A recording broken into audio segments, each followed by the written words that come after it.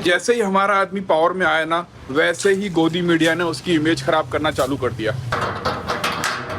गोदी मीडिया पूछता है कि आप अब संसद में पहुंच चुके हो, अब आप एनडीए के साथ जाओगे या इंडिया के साथ।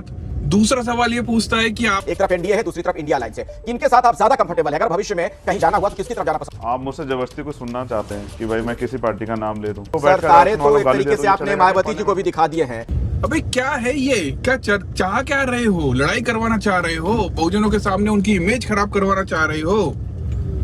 एक्चुअली चाह यही रहे हैं। ये चाह रहे हैं कि जैसे तैसे ये यहाँ पहुंच गए हैं, अब इसके आगे नहीं जाना चाहिए। पर्सनली मुझे ऐसा लगता है कि चंद्रशेखर आजाद में अभी भी बहुत पोटेंशियल बाकी है। वो संसद में तो पहुंच गए हैं, लेकिन सीएम और पीएम अभी 1-2 सालों में नहीं, लेकिन हाँ 10-20 सालों में मैं वहां देखता हूं उनको। और आपको पता है, ये बात मैं हवा में नहीं बोल रहा हूँ। जैसे हमारे देश में जातिवाद होता है, दलित और अपर कास्ट होता है, उसी तरह से अमेरिका में जो है वो काले गोरे का भेद होता है। पहले के जमाने में गोरे लोग अपने आप को सुपीरियर समझते थे और जो काले लोग हैं उनको गुलाम। ऐसे बहुत सारी चीजें आपको देखने को मिलेगी अगर आप हिस्ट्री खोलकर देखेंगे तो। हो क्या माहौल है? मैं बहुत जल्दी आया हूँ, 5 मिनट लेट दूसरे। जाने से 10 मिनट पहले आ गए हो आप। अरे मैं अक्षय कुमार का बहुत बड़ा फॉलोअर हूँ। उसने बोला नहीं था कि ऑफिस कब खुलता है? वो बोलता है कि 5 बजे, तो ठीक है मैं 4:45 पे आ जाऊंगा। आपको पता है दुनिया का सबसे ताकतवर देश जो है वो अमेरिका है और वहां पर ज्यादातर गोरे लोगों का राज है, लेकिन वहां पर एक काला आदमी राष्ट्रपति बन जाता है और उसका नाम है बराक ओबामा। और ये संभव कैसे हो पाया? ये संभव हो पाया सोशल मीडिया के कारण।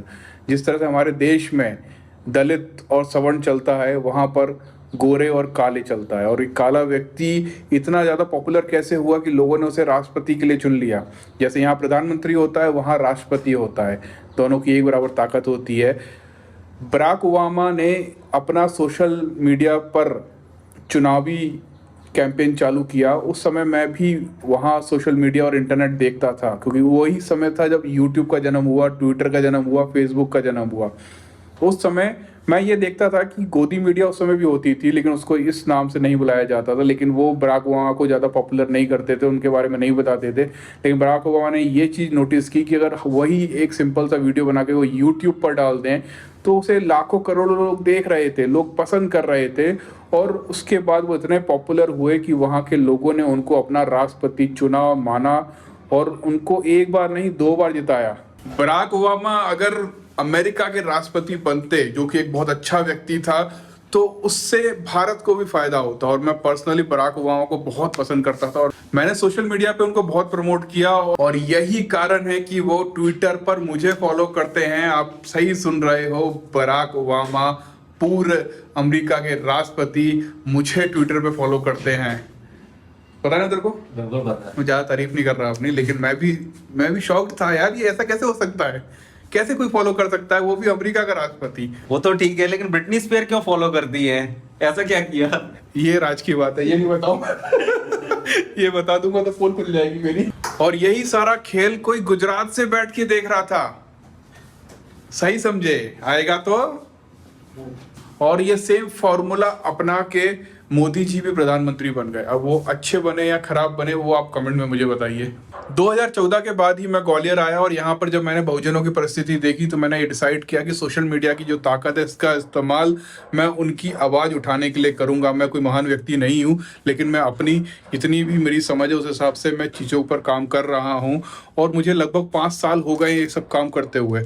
और मैंने उसी दौरान जो है चंद्रशेखर आज़ाद को देखा सोशल मीडिया पर।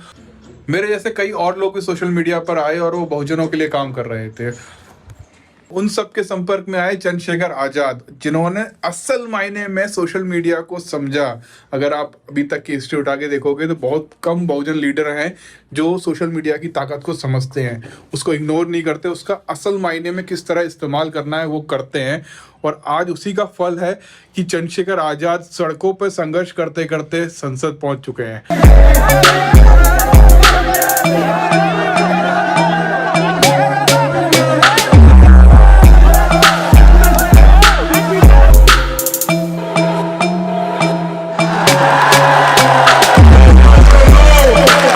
चंद्रशेखर आजाद को जीत की बहुत बहुत बधाई। अगर आप लोग भी जीत की बधाई देना चाहते हैं तो कमेंट करके बताइए और ये किताब को ध्यान से देखिए। 8 जून को 1927 में कोलंबिया विश्वविद्यालय में डॉक्टर B.R. अम्बेडकर को PhD की उपाधि मिली थी।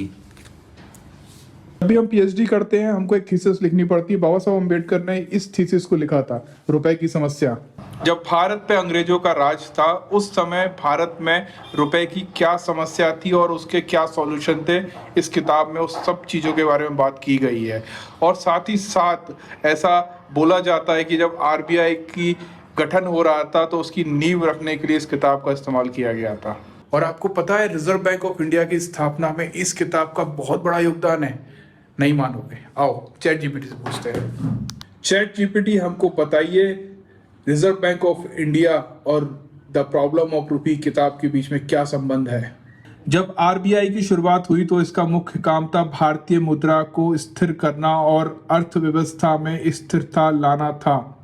कुल मिला के डॉक्टर अंबेडकर की थीसिस ने भारतीय मुद्रा की समस्याओं को हल करने के तरीके सुझाए और सुझाव भारतीय रिजर्व बैंक की स्थापना में काफी मददगार साबित हुए। उनकी आर्थिक समझ और उनके द्वारा दिए गए सुझाव ने भारतीय वित्त प्रणाली को मजबूत बनाने में बड़ा योगदान है। तो जब भी हम RBI के बारे में सोचते हैं तो हमें डॉक्टर अंबेडकर के योगदान को नहीं भूलना चाहिए। उनकी गहन समझ और दूरदर्शिता सोच ने भारतीय अर्थव्यवस्था के लिए एक मजबूत नींव रखी। और लोग कहते हैं कि बाबा साहब ने किया क्या है। चलो जल्दी चलो। NDTV के एक इंटरव्यू के दौरान चंद्रशेखर आजाद ने बयान दिया कि बहुत ही ज्यादा अच्छा हुआ कि कांग्रेस और सपा ने उनका सपोर्ट नहीं किया, वरना उनके जीतने के बाद वो सारा श्रेय खुद ले लेते। मुझे तो अंदर की बात पता है, सपा चाहती थी कि वो साइकिल पर चढ़कर चुनाव लड़े। यार चंद्रशेखर आजाद पर है ना बुलेट अच्छी लगती है, साइकिल नहीं। लेकिन जो आपके साथी थे, चाहे सपा की बात करें, कांग्रेस की बात करें, वो आपको एक सीट भी आपको नहीं दिया उन्होंने, और आपने ये लड़ाई पूरी अकेले लड़ी नगीना में। अच्छा वो नहीं दी, वरना ये होता कि मैं उनके दम पे जीत गया। मैं इतनी ज्यादा चंद्रशेखर आजाद पर बात इसलिए कर रहा हूँ क्योंकि उनकी जिंदगी है ना एक तरीके से केस स्टडी है। जिन लोगों को भी राजनीति में आना है, पॉलिटिक्स करनी है, वो ये देख सकते हैं कि कैसे सड़कों से संसद तक पहुंचा जा सकता है। और आपको पता है चंद्रशेखर भाई जो हैं वो अपने बुलेट और चश्मे वाले स्टाइल के लिए बहुत फेमस हैं। और आखिरी बार उनको बुलेट पर देखा गया था मेरे साथ। मैंने उनको रिक्वेस्ट किया था कि मेरे साथ एक इंटरव्यू चाहिए मुझे जिसमें आप बुलेट चला रहे हो, और वो वीडियो उसी का कमाल था। बहुत मुश्किल से माने थे लेकिन मान गए थे। जब इंटरव्यू ख़त्म करके मैं घर वापस लौट रहा था ना तो उनके साथ के लोगों ने बोला कि भाई बहुत लोग आए, बहुत बड़े बड़े लोग आए, सबने उनसे यही मांग रखी थी कि बुलेट चलाते हुए एक इंटरव्यू हो जाए, लेकिन उन्होंने सबको मना कर दिया। मैंने उनको बोला भाई बहुजन मीडिया की बात अलग है। अभी लोग कमेंट करके होता है क्या बोल रहे हैं मुझसे, बोल रहे हैं कि भाई चंद्रशेखर भाई को बोलो कि जब वो पहली बार संसद जाएं अपने पुराने लुक पर और वो चश्मा लगाकर जाएं, और उससे बहुत सारे लोगों को बहुत अच्छा लगेगा। चलिए देखते हैं ये संभव हो पाता है कि नहीं। मिलते हैं कल, बाय। बहुत अच्छा लगा, थैंक यू इतना सारा टाइम देने के लिए भाई, बहुत बहुत धन्यवाद आपका। बहुजन मीडिया के लिए मेरे पास बहुत समय है।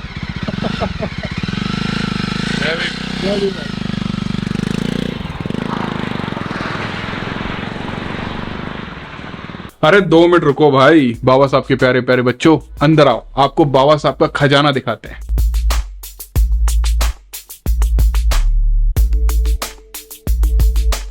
अगर आपको हमारी किसी भी तरीके से मदद करनी है तो हम डोनेशन नहीं लेते। हम एक वेबसाइट चलाते हैं तथागत.live, जहां पर बाबा साहब का पूरा साहित्य, हमारे बहुजन नायकों का पूरा साहित्य, कैलेंडर, बुक्स, जो भी आपको कहीं भी देखने को नहीं मिलेगा वो हमारी वेबसाइट पर है। आप अगर वहां से ऑर्डर करते हैं तो वो सारी चीजें आपके घर तक आएंगी। बच्चों को ए से अम्बेडकर पढ़ाइए, का से काशीराम पढ़ाइए, इंग्लिश, हिंदी, तमिल, तेलुगु, हर भाषा में हम बाबा साहब का साहित्य बच्चों तक पहुंचा रहे हैं, और मराठी भी। इसी के तहत हम युवाओं को अम्बेडकरवादी विचारधारा से जोड़ रहे हैं। अगर आपको बहुजन नायकों का कोई भी साहित्य खरीदना है तो आपको मिलेगा तथागत.live पर। तथागत.live डालेंगे, आपको वहां पर बहुत सारी किताबें खुलेंगी, और वहां पर आप जब भी कोई सामान खरीदते हैं तो वो आपके घर तक पहुंचाया जाएगा, और हमको इससे काफी मदद मिलेगी।